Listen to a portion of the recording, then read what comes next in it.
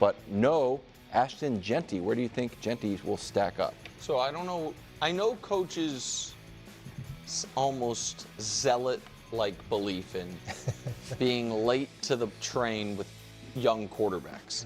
I don't think he feels the same about young running backs. Maybe I'm wrong, but I feel like running back is a position where very often you look back, it's like, hey, what were the best 2 years of that running back's career? And it's like his first two. You know what I mean? Those guys.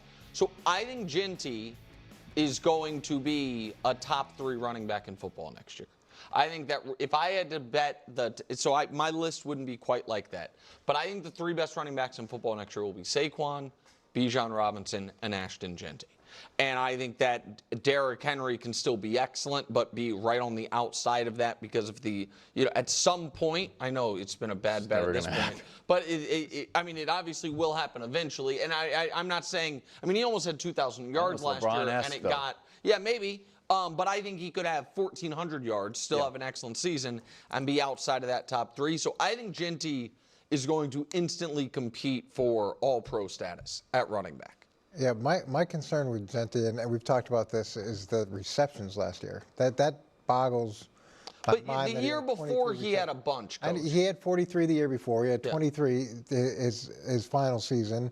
And then the volume of carries that he's had over the last 2 years, he's had close to 500 carries over the last 2 years of college. It's against Boise State competition. He's just running guys over. I know. It's wear and tear. And I'm hopeful that he's going to be explosive, but he's got to be a bigger part of the passing game if they're going to be able to keep him in, down out, and he's going to be an every down back. Is it too simplistic to think that Pete Carroll's just going to use him like Marshawn?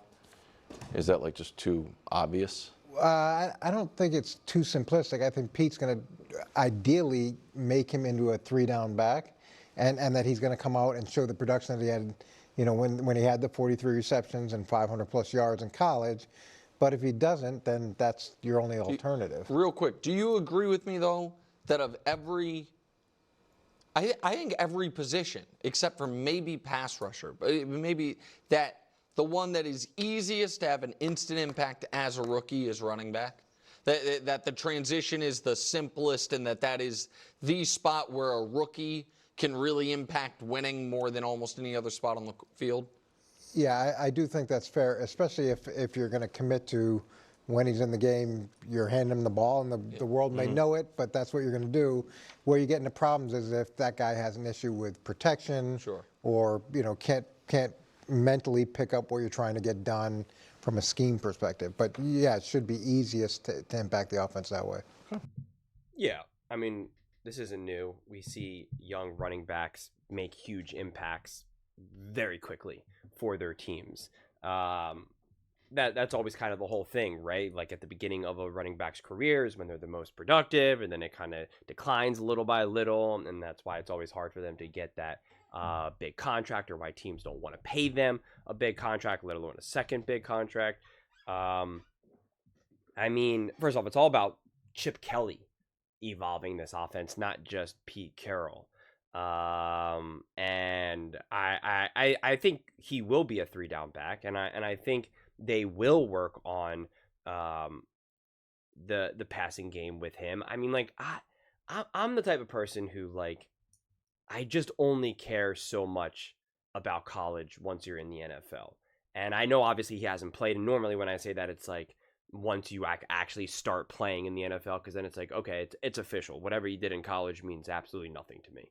I do think the wear and tear, even though it is against guy, at a lower level, and just guys that aren't as big and strong, I do get what Mangini's saying a little bit, because it is still miles on your body, even if the contact itself, it's still a lot of work that you're putting on. I'm not too concerned about it, honestly, but it is worth reflecting on. Honestly, it is worth reflecting on. That's part of one of the theories as to why we're seeing so many more Achilles tendon injuries in the NBA. One of the predictions, one of the theories why that's happening is people think it's because they're playing so much more at a younger age, and so it's just wear and tear is still wear and tear.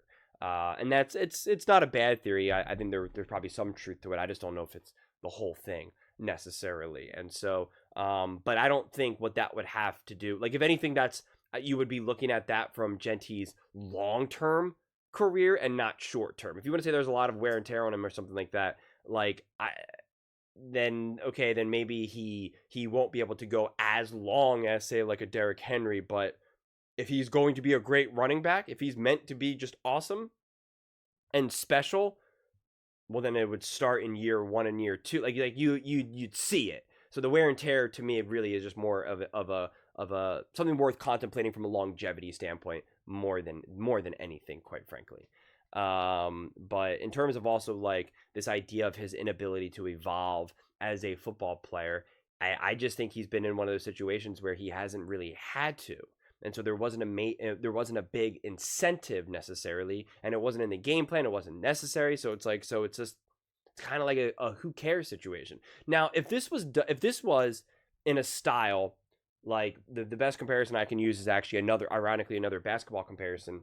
It's, for those of you who maybe don't know, when you're playing sports at a pretty competitive level at a young age now, like now when I'm talking like you're 10, 11, and 12, a lot of times those sports, especially in basketball, but really any sport, but definitely basketball, it's dominated by guys who like hit their growth spurts like early on. And it can be kind of tricky because you can play with kids who are 10, 11, 12, and they're like 6 feet tall while everyone else is still, floating around 5. And those guys that are 6 feet tall, they're now playing center. They're just playing bully ball because they're bigger and stronger than everyone. But they stop growing, and now they're no longer the biggest and strongest players. Now other people continue to grow. Now you're playing with people who are 6'5", 6'6", 6'7", 6'8", and onward. And now that guy who pretty much played the majority of his career through the years, he was playing like he was the biggest and strongest player, and he's not anymore. And now that game does not translate to the next level. I've seen that. I played with a lot of kids growing up who just were big and jacked, like literally at the age of like in like 3rd grade, no exaggeration. And it catches up to them. It absolutely catches up to them. And if that was the type of situation that we were talking about with Jeanty, that like his style of play, what he was doing really only worked when he was younger at some of the lower levels, and now it's going to just be too hard for him to kind of like translate. Like in this example with basketball, it's like the person who was the center, who was getting all the boards and getting to back people down and just get easy putback layups. Like if you're only 6 feet tall and you don't keep growing, when you hit high school, you're not going to be able to play that way anymore. Like you can't, and now you have to fundamentally change how you play, and it's tricky to do. That's not the case with Jeanty, and that's what I feel. And the reason why I bring up that example is because that's what it feels like Mangini in a way is doing. I'm kind of like, well, I'm concerned about this, and I'm like, I'm not, because he's a football player, and when I say that, I mean that in the sense of like, he's an athlete. He's a football player. Like he's going to be able to learn and grow and do more things that you ask him to do. He's not just a big, strong body, or he's not just, I'm really fast, so like you just got to utilize me in a way that makes me really fast. Because we see this all the time with certain players. Some people are so fast, but they can't catch the ball at all. And they're like, well, you're so fast, you're going to play defense now. You have some guys who have amazing hands, but like they're not the fastest, or they're not great at running routes. Like you a lot of times in sports, you have people that are kind of good at one or two things, but like you can't seem to get like anything else going. Again, compared to basketball, you have plenty of guys who are really, really tall, but they're just not great at anything else. And so you keep trying to find a way to like make them work. And so that's not the situation that we're in here right now. It's not like Jeanty is just so much bigger and stronger than every other player out there. And so that's all he's ever had to do forever. And now if you ever try to ask him to do anything else football related, he's going to just be like, me not know how to grow and evolve my game and be important. And so, but Mangini does speak to also some experience when he talked about how sometimes you're dealing with players who just can't pick up what you're putting down. And he didn't want to go too deep in that, and I respect it and I understand it, but it's something that we don't really like to talk about anymore, but it should be talked about. Some people are just not smart enough to get it. They just can't grasp what you're teaching them. They can't understand it. They can't get it. They can't connect the dots. They can't process it. They They just can't get it. And they are just athletic freaks. And that's why they were able to play in high school and college and get to the pros. And it's why sometimes they can hang on by a thread and even have a really successful career even, but like they just can't quite do it. And one of my favorite quotes from Baldy, which actually my dad told me, he's like, when you go to the combine, you would be shocked by what they don't know. And it's just because a lot of these guys get by on just being great athletes, right? And just having that natural talent and not a lot more beyond that. That is such a real thing. I played sports, baseball, basketball, whatever, with players that I clearly understood the game infinitely better than they ever did. And yet they were infinitely better than me because they were just better athletes, you know?